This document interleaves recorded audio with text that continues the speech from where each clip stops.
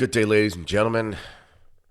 No good news for you today. Sadly, it's actually 7 in the morning as I record this. Just sort of got a note from a friend and I'm hopping on the computer here, and they have relieved Bishop Strickland. Pope Francis has relieved Bishop Strickland from his duties in the Diocese of Tyler, Texas.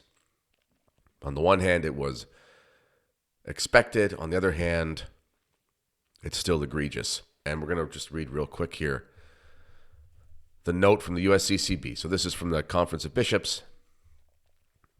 Pope Francis relieves Bishop Joseph Strickland from pastoral governance of the Diocese of Tyler and appoints Bishop Joe Vasquez as apostolic administrator sede vacante, meaning the seat is vacant there's no actual bishop of Tyler right now. Pope Francis has relieved the Most Reverend Joseph E. Strickland from the pastoral governance of the Diocese of Tyler. At the same time, the Holy Father has appointed the Most Reverend Joe Vasquez of Austin as the apostolic administrator sede vacante of the Diocese of Tyler.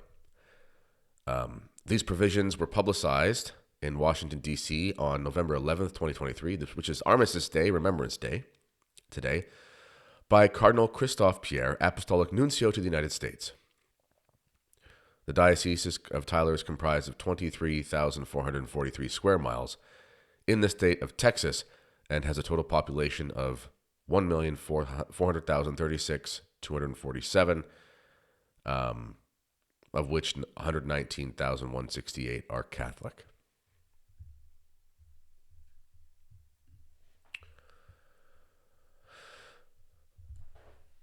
So the inevitable question people are going to ask is, now what? And I don't want to be speculating anything for the good bishop right now. I'm sure he knew this was going to happen. But I don't want to speculate, should he do this? Should he do that? This situation is an impossible situation. And this situation needs to act as a bit of a wake-up call. You see, you got to understand something. Bishop Strickland is a traditionalist, sort of, and I don't mean this as a slight in any sense. What I mean is he's a conservative. He's a right-wing bishop who has discovered the traditional Latin Mass.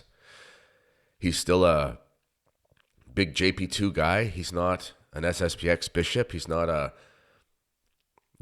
quote-unquote Lefebvrevist, He's just a really conservative bishop who is outspoken against basically just moral corruption. He has the endorsement of men like Scott Hahn being a darling of the mainstream conservative Catholic Church. He has the support of pretty much most of conservative Catholic media. The National Catholic Register types are very sympathetic. He has the love of both the sort of traditionalist types like myself, as well as the conservative Novus Ordo types that you find, sort of that mix of writers at places like Crisis Magazine, of which I'm very proud to write for, but that mix.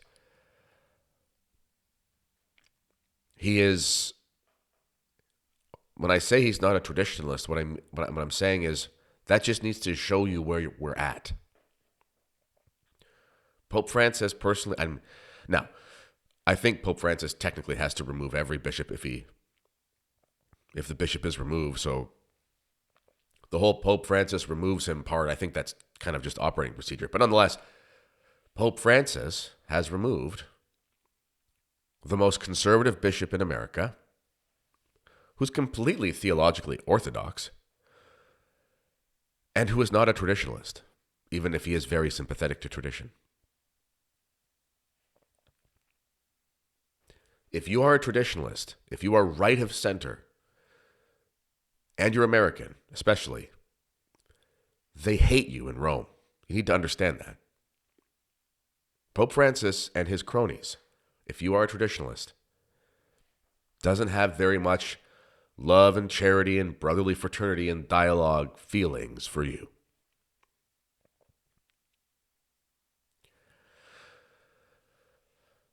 So the question is, what are you going to do? What's going to happen? Well, herein lies a lesson for us about the depth of the crisis of the church and really how, in so many ways, we are helpless.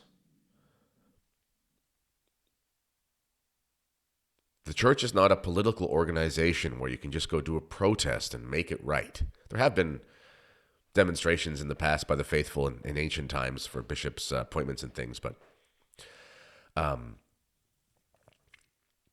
this isn't like, they, rigged an election. Now we're going to do a protest. This is just done now. It's just done.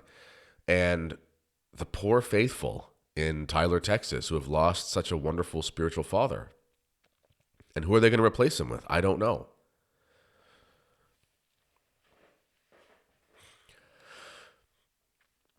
I don't really have much more to say. But I would be remiss if I didn't bring up the fact that, a lot of people go back and forth about, what would they do in 1988 if they were Archbishop Lefebvre? That sort of thing. Well, this is one of those moments where you go, what would you do if you didn't have good bishops? What would happen to your diocese? I mean, look what does happen to one diocese that has a very conservative, traditional-leaning bishop. Not even a traditionalist, just traditional-leaning. What happens? Well, the diocese flourishes. People move there in droves, and I know many of them. And then Pope Francis brings down the axe because things are not with the program. I mean, what has Bishop Strickland done? He's criticized some of the things Pope Francis has done, which have been egregious. And there's a long history of bishops and clergy and priests, and even nuns in some cases, publicly criticizing the actions of a corrupt pope. This isn't something new. Bishop Strickland is not, and I mean this in the technical sense. He's not extraordinary, and I don't mean that he's not an extraordinary man. What I mean is his actions are not extraordinary historically. During times of corruption, etc., there have been bishops who have just simply spoken out against the Pope. It's happened. Read my book, SSPX The Defense. I have a whole portion of a chapter in there about Bishop Grosseteste in England in the 1200s. He accused the Pope of being disobedient to Christ.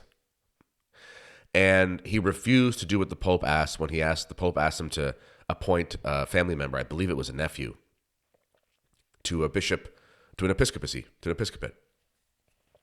And he went to Rome personally as like an 80-year-old man and dressed down the Pope in front of the cardinals. I mean, it was more than Marcel Lefebvre ever did. And he's remembered as a great hero of English Catholicism. His university is named after him, that sort of thing. And the people around the Pope, the cardinals around the Pope, when the Pope wanted to retaliate, they said, you can't retaliate against this man. Everyone knows he's holy. Even at that point, when this extremely corrupt Pope, he at least had the sense, even though he was a tyrant, he at least had the sense and fear of God in some way to respect the holiness of a bishop. Pope Francis does not have such a sense. For him, there's no concern of holiness.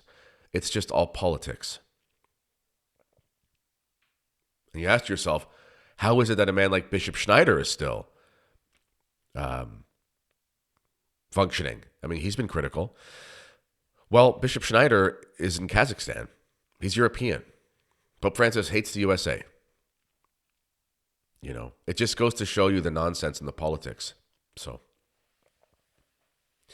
anyway, everyone, please pray for Bishop Strickland. Pray your rosary for him today. Pray your rosary for the people of Tyler, Texas. Pray your rosary for Pope Francis, because he's going to have to face his judge at some point, and he's going to have a lot to answer for. To whom much is given, much is expected. The bigger they are, the harder they fall, so to speak. When a pope stands before God, the consequences of his actions on the souls of those under his charge are very severe. And that can bring with it some heavy, heavy burdens. So please pray for Pope Francis. And if you are someone who is,